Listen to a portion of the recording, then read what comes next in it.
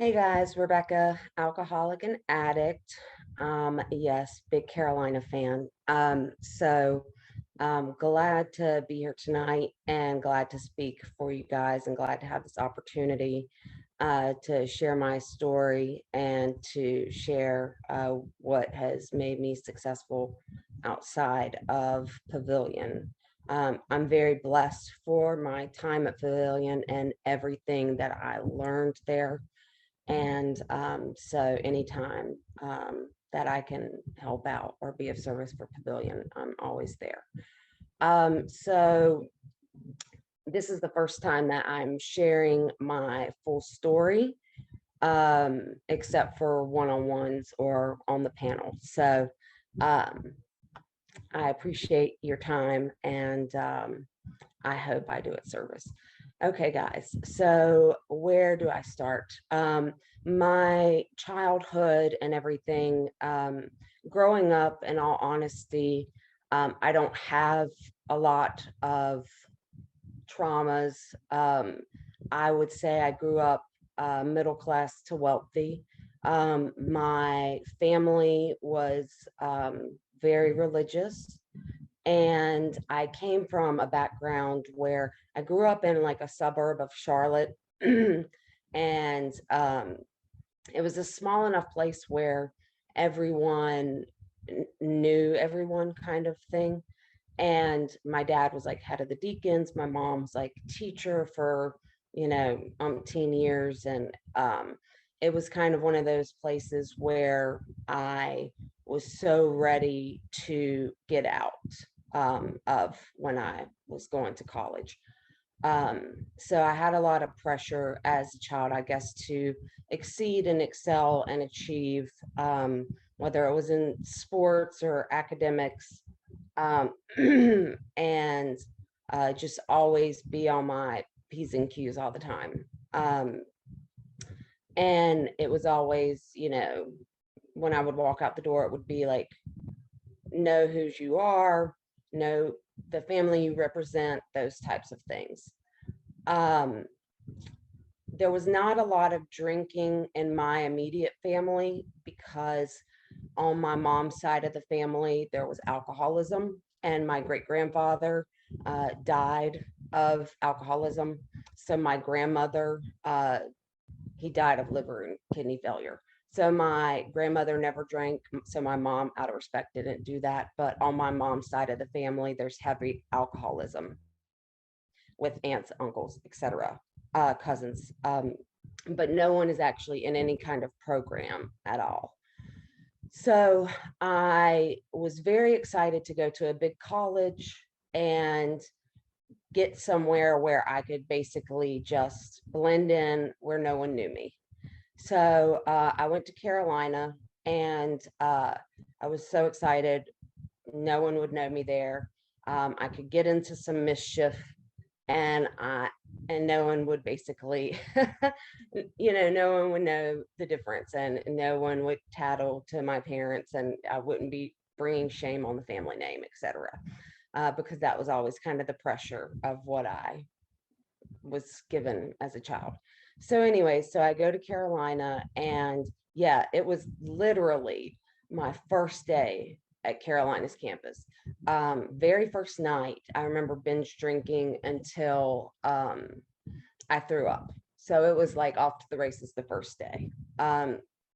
So um, all throughout college, I just was a binge drinker. I knew, I had a group of friends. We all knew the drink specials every single night. We drank every single night except Friday nights. That was like date night. Um, we're still kind of like balling on a budget somewhat. So we still went to like the specials or whatever. But yeah, I mean, we threw keg parties and made money, and, PJ, and that's where you mix in, liquor in with the fruit punch, you guys probably know. um but anyways, yeah, raging, basically binge drinker all throughout college, and I thought it was normal. I thought normal people do this. That's what everybody kind of does in college. I still was smart enough to balance my academics. because I still had that pressure to still know when you need to study, still know when to put it down, I guess, but it would be like for a night and then back to partying. So there was still like a bit of a balance there. I graduate college and I go into investing, right? So if you guys know anything about investing and the stock market in that world, number one, it's a guy's world. And number two, the office is basically the bar. So yeah, I continued to drink. And I kind of took it as like a badge of honor at the time that like the guys joked that like I could drink the guys under the bar. And I could drink most of the guys under the bar. And yeah, I mean, I just kept drinking and kept drinking. And I remember at the age of like 25, I was like, I don't want to be the 35-year-old soccer mom. I want to be like the 35-year-old CEO. I was very business minded. I was very driven with my career. So I kept working hard. I was never like the belligerent drunk that wouldn't go to work, right? I always, kept my job in focus.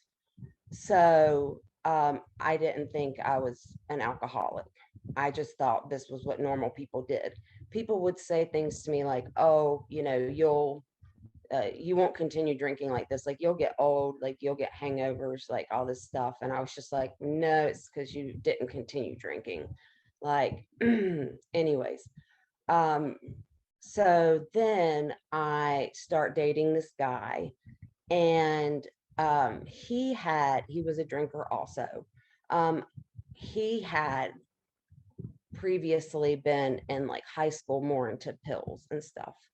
I had back problems. Well, I let my back problems get so bad that eventually got to the point where I usually just suffer through things before I go to the doctor. Anyways, I go to the doctor finally, and they're like, hey, well, I'd been given by my primary care physician, like some tramadol, some light pain medicine. It's not really hardcore stuff. And so I had pain medicine built up because I had never really used it. So when he came into my life, he was just like, oh, like we could start using this. And I was like, well, I don't want to die. I was a very cautious person, I guess. And so he would be like, look, you take 6, I'll take like 8. And so it was like a little slippery slope. Anyways, well, my back pain got worse and worse and worse. So I finally went and saw someone at Ortho Carolina and got an MRI. And this was when I had waited way too long. I was 27 at this point, 27, 28. And I had been dating this guy for about a year and a half at this point.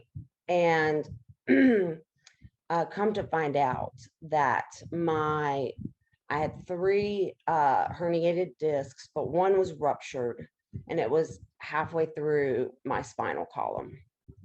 And it was insofar that the doctor was like, okay, you need to speak with the surgeon like immediately. Like it's not like let's set an appointment with the surgeon. You need to speak with someone like now. Well, I'm still young at this age, and I'm like, okay, can I get my dad in here kind of thing. The surgeon's like, you don't need to go back to work. You should not be driving because at any moment you could be paralyzed. And I'm like, that doesn't really work for me because like I have job, and once again, I'm like very career focused, right? And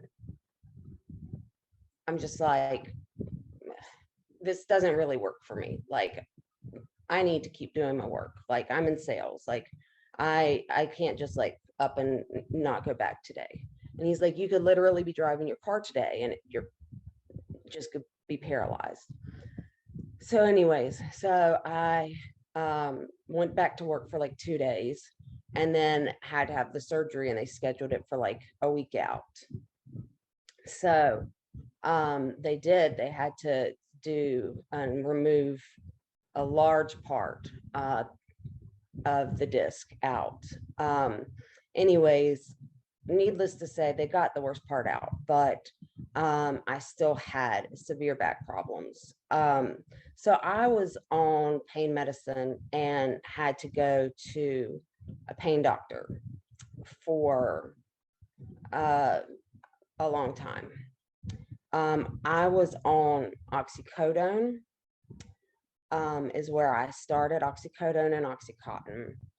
And so, of course, with the fact that I had already semi abused lighter drugs, and then with the guy I was with, this was kind of like, yay for him, right? So I was using the medicine to get by. I had to use it really a lot just to get past the surgery. But then I was using like 75% of it to just get through day to day, and like 25% of it to like have fun on the weekends. Oh, so you build up a tolerance to that stuff. And over time, the doctor was increasing it. I was at like a pain management doctor. Needless to say, I had to get other MRIs. The other discs were still slipping, like it still was like progressing. My back was still getting worse. So, and I was honestly fed up. This was over a 5-year period. I was fed up too of just being on medicine. So I went back to my surgeon and I said, listen, I'm in immense pain. Something's got to change. So my surgeon said, we'll wait a little bit longer until you absolutely can't stand it anymore. So I waited like another year and I came back and I said, I can't stand it anymore. So he did a second surgery, and he went in and he was like, when we got done with the surgery, he was like, you're right. I'm sorry. It looked worse than the MRI, but we got like so much of it out. So much of it had to do with bone spurs and everything else. And anyways, so second surgery went really well. So after that, after like 6 months, I told my pain doctor, I was like, I want to get off. I don't want to be on this stuff the rest of my life. I don't need it anymore. Right. So I tapered off of it. Of course, my ex wasn't super happy about that. So he went into more street drugs. He's my ex now. He was still my boyfriend at the time. But so he went into more street drugs and he started using heroin and cocaine.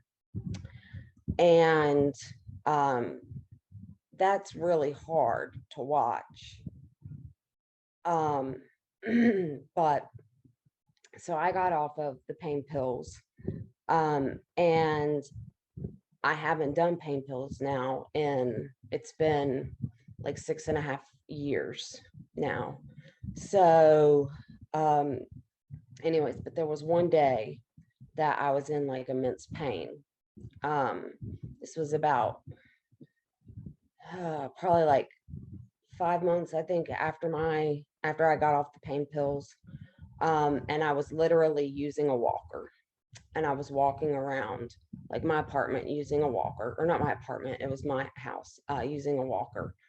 And my ex just said to me, he was like, Jeff said to me, he said, just try a little heroin. It will make you feel so much better. And I was just like, absolutely not. Like, I will never snort anything. I just will never snort anything. And he said, just do it. And it'll make you feel better. So I sat in that pain for like another 30 minutes. And I was just like, you know what? I can't do it anymore. So I did it. And I did. And I'll tell you what, heroin is like the best high you will ever feel. And I'm sorry if I'm triggering anybody right now, but it is. And so I did that, and that's a slippery slope. So I tried that. And so I started doing that some and doing cocaine. Um, and then what I basically was doing was he was using a lot of it. And I was using like cocaine to get through my work days. And he was a lot at night doing stuff. And so I was basically almost not sleeping. Um, and having to watch over him. I should not be using excuses because I fully did the drugs. But so anyways, I was using like cocaine during the day to stay awake and heroin to kind of like put me to sleep at night. So I did that. And anyways, not the thing I'm the most proud of by any means. And you know those stories where you hear people say like I looked in the mirror and I couldn't believe like what I'd become, like that was so me. Like this person that like you just literally look in the mirror. Like, and people would say to me like, oh, like you and Jeff look like you like totally have it together. And oh, like oh, and we totally didn't. Um anyways, so he overdosed twice and almost died. And the third time, and he was like in and out of rehab and everything. And I had never been. So I was just trying to like hold things together as best as I could. Um, Meanwhile, still, you know, career front, like, yay, keeping it together, getting promoted, like all this stuff. Um, and anyways, so um I ended up calling his parents and letting them know what was going on because he overdosed and almost died on my couch. And so they came down and took him back up to Rhode Island where he was from because I knew I couldn't deal with it if he died. So that sent me into like a ridiculous depression, just having him gone after 9.5 years of being together. And so I still kept doing it on my own when I had never once before gone and gotten any drugs by myself. He had always gotten them, but I was depressed at that point and I still stayed in it. And then one time I went to actually go get the drugs on my own. And if you know anything about Charlotte, um, the dealer was in Gastonia and I was coming back 85 to get on 485 because I lived in Highland Creek, so I had to go that way. And I was coming 85, and right where that 85, 485 interchanges, I had done a little bit of heroin just to like make the shakes end. And it had been laced with something. And right after that interchange, I absolutely drove off the road. I was in the fast lane. I drove off the road and crashed into the uh, the the wires and totaled my car. And all I remember is that this amazing man came up to my door, my passenger window door. I remember rolling down the window and he asked if I was okay, and I gave him a thumbs up. And that's the last thing I remember. And the next thing, I was just looking up at lights. I could have been on a spaceship. I had no idea. And I was in an ambulance. I had been cut out of my car, and they said the nice man luckily had stopped. He had called the ambulance.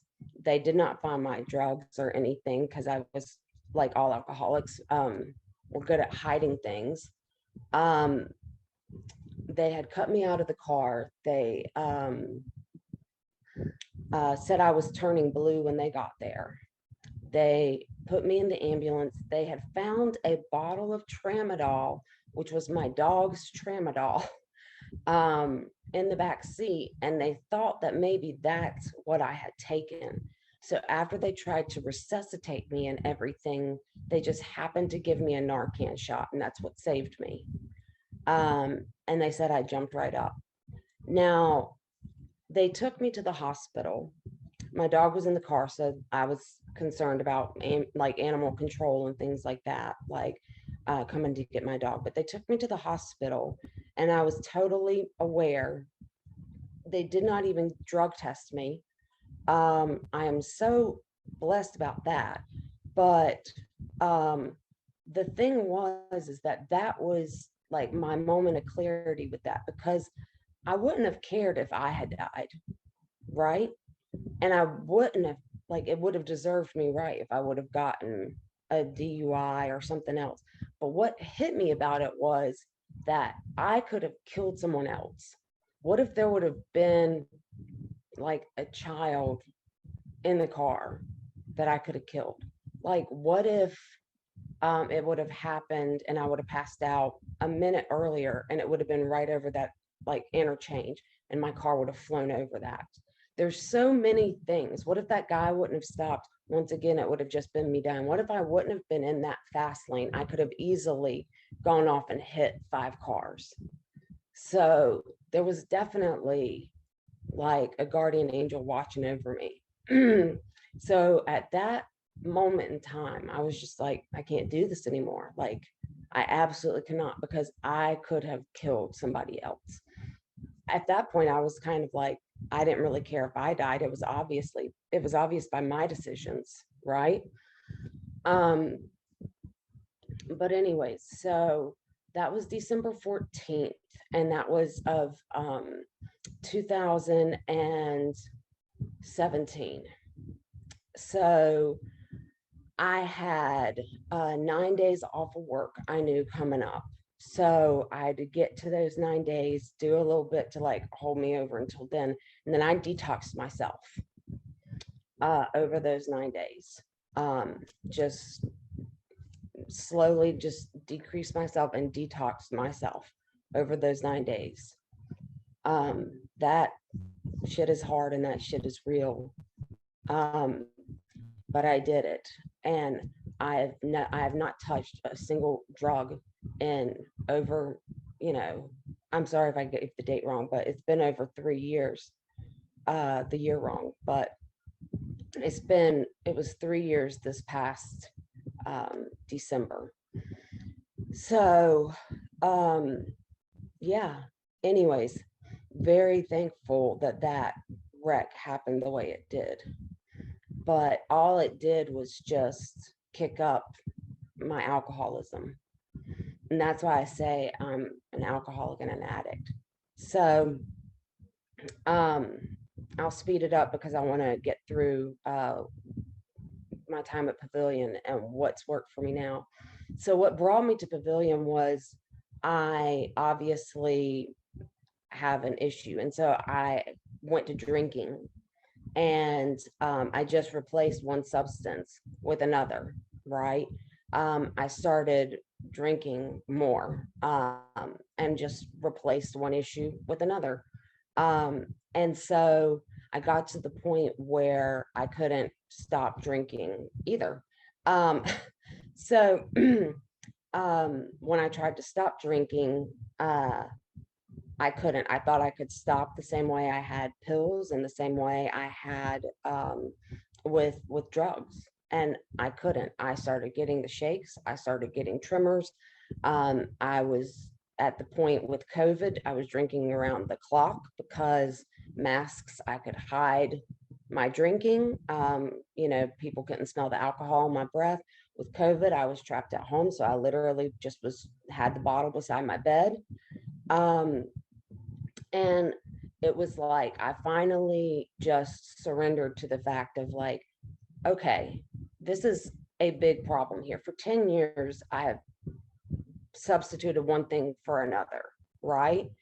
And going to Pavillon, so that's and long story, my story, but I coming to Pavilion, I had the, well, so I tried to, let me step back for a second. So I came to my parents to try and have them help me quit drinking, right? I came and told them what was going on. They also had suspicions because of the way I was acting. I tried to incrementally decrease, right? Um, but this is the thing, is that I had that gift of desperation too. Um, I didn't want to just go from one thing or another. I knew there was like a hole inside of me that needed to be fixed. Um, I was kind of like, okay, if I fix this thing with alcohol, like what else am I going to go to? So I knew there was like a psychological problem with it. So I remember my mom saying to me with alcohol, she was like, I don't want this to change our relationship. And that was like my moment of clarity with it. So I came to Pavilion absolutely open and willing to try everything. I remember showing up at Pavilion and I needed to do the detox part of it. And I remember people being irritated by the fact I was happy there once I got through the detox part. But it was because I was like, I'm ready to get fixed somehow. I'm ready to try and like get some kind of solutions because honestly, too, my spiritual life sucked so bad. I got to the point where I was like, I felt unworthy to go back and ask God for help because I'd made all these wrong decisions. So why should I ask him for help now to help fix me? Um, so I knew I had to get right with trying to fix that part of it as well. So when I got to Pavilion, Jennifer was my counselor. She was great. Um, I remember when I came in, she had her hands full with me. Of course, everybody says one day at a time. At the beginning, that seemed like a lot to me. I really needed like 15 minutes at a time. Um, I remember them saying, 15 minutes will get you through it, like a craving. So that whole move a muscle, change a thought, like I would just try and do that to get through like 15 minutes at a time. Um, but when they gave me suggestions on different things there, I was open to the whole gambit. Um, I saw Chris Cox, um, who was technically the grief counselor, right? But he helped me with grieving the loss of substances. He helped me because he has like his master's in divinity. Even though he went to Duke, I still accept him. But uh, he was great with helping me with like my relationship too, with like working things out like spiritually. Wolf was amazing, obviously. Shannon with codependency, with like figuring stuff out with like my ex, was amazing. And then the tapping with stress. Um, like I just was fully open to everything. Acupuncture, tried that too. Um, for cravings, I was just really open to everything. Oren is amazing. I still use his Orenisms um, a lot. And I remember him saying something. He said, I liked how he said, bring the best to the table and about changing the character, you know, go out there and make yourself like a woman of worth and a woman of character. And he said, do things that will change yourself and do the next right thing so that you can start changing your character, and then you'll be less likely to use a mood altering substance. And I loved that because that has definitely happened with me. um Anyways, Oren's awesome. But anyways, so I got out of Pavilion. It's not easy on the outside, but I jumped into AA, and I will say this. I chose AA because AA versus NA because AA is what brought me into Pavilion, and that's what I couldn't beat versus I got off the pills myself and I got off of coke and heroin myself.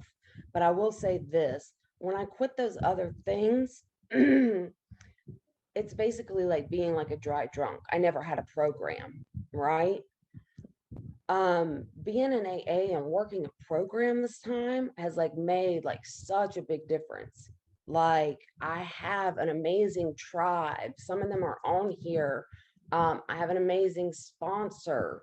I have people that support me. Um, I should have said this at the beginning. My sobriety date is October 8th, a year and a half ago. So I am coming up on 18 months sobriety in like 10 days. So I'm super stoked about that. Um, but yes, I mean, I have a tribe outside of here that's in my home group that, I mean, we have gone on beach trips and mountain trips, and we're getting ready to go on another beach trip in a couple of weeks. I've been on a women's retreat for AA. I mean, but it is so much different when you actually work a program versus just, um, just quitting a substance. I do the women's meetings on Wednesday, not as often as I should, but I'm going to plug that because when you get out of Pavilion, if you can do things that keep you connected with Pavilion, that's such a big help too, because those people know your story, and they're a big help too. So anyways, I just wanted to share some of that with you. And I also wanted to say too, because I know Pavilion focuses on step 1 and step 3. And those are really important because I think if you get step 1 and step 3 down pat, those are really crucial steps, because I think the biggest part with relapsing is when you maybe forget those 2 steps, because you either forget that you're either powerless over alcohol or substances, and you think maybe you could go out and control those things, or step 3, you start to think that your higher power, that you become your higher power again. And I think those 2 steps are really critical. All the steps are important, but those 2 steps are really critical. So just make sure before you leave Pavilion that you've got those down pat. And then what else? Oh, another great quote that I'll leave you with that I love, that I didn't hear at Pavilion, was that when the power, sorry, when the pain of the pain becomes greater than the pain of the change, that's when you know you're ready. Because that's where I got, like, when you start looking around and you actually see the pain that it may be causing you or your family, like, but when the pain of the pain actually becomes greater than like the pain that is going to cause you, or that it's going to cause you to like make the changes, when that pain of the pain becomes greater, that's when you're ready. So anyways, thanks for letting me share, and hopefully you guys have some questions, and I'm going to put my number in the chat if you guys want to reach out.